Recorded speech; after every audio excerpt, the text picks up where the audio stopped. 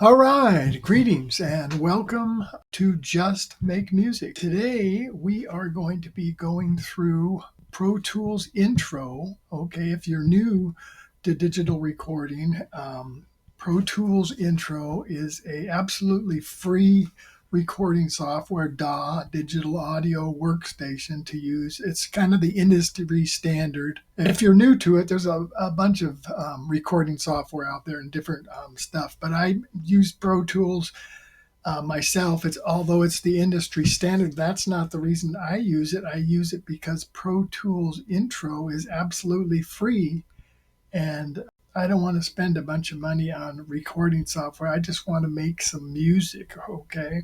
So look, we're going to walk through right now so open up Pro Tools Intro. Hopefully you have it and you're a little bit familiar with it, because I'm going to just kind of walk through at a leisurely pace.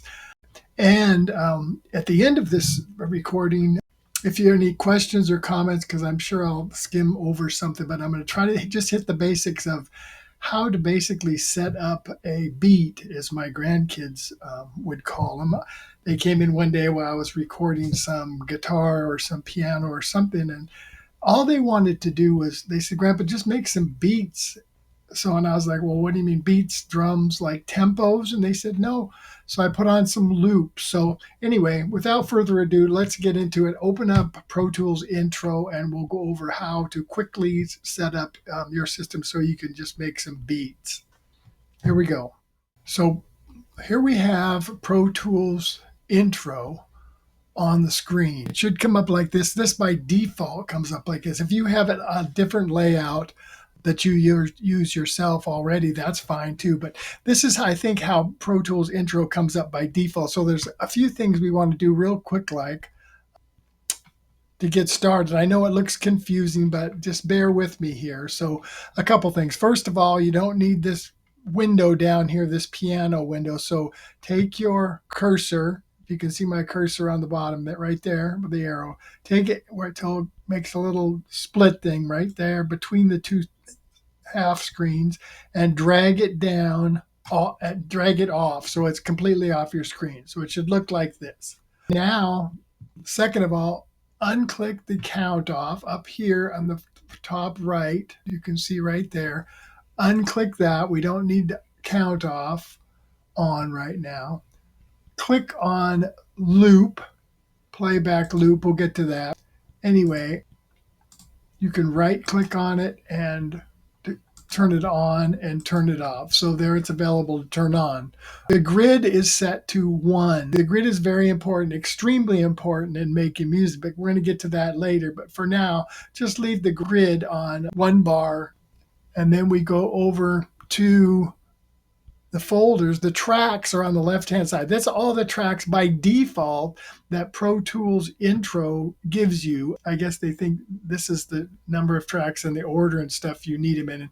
And we will change that coming up in another session. But for now, just you have enough tracks right here. Just go over to the tracks, take your cursor over and hover over one of these little balls on the far left. So hold down the Alt key on the keyboard, and then select one of the little balls to the left, and that should unselect or deselect all the line items. So now just go back with your cursor over to and just select one of these, piano or drums, whichever one. But see where you have these little lines, it looks like a little W or something. That's the sign that it's an instrument track, which means it can hold MIDI information. So let's just highlight one of these that we want to make into a MIDI beat. So here's one that says drums. So hold your cursor over drums and then click the little arrow, and drums should show up on your screen. There'll be an outline above it, instrument, but don't worry about that.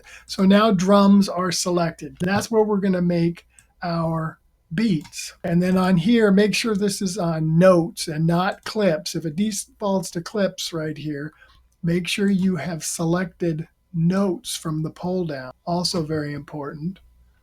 This output right here, sometimes it's set to mix bus. If it's on mix bus, look, zoom in on the line item right here and say, instead of bus, you just want to output it to some speakers.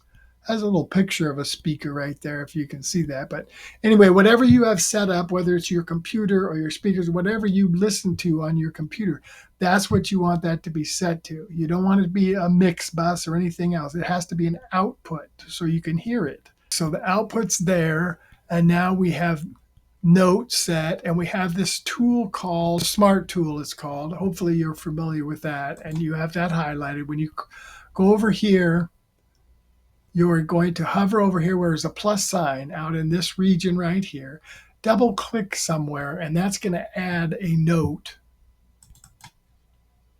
to your music file. Okay, that's the starting point. Now here, go over to the left and click on Expand To. That is a digital instrument that can be used with Pro Tools Intro. Also, it's thrown in absolutely free, which is it's a great tool. So it'll default to something on here on track A. You have 4 tracks.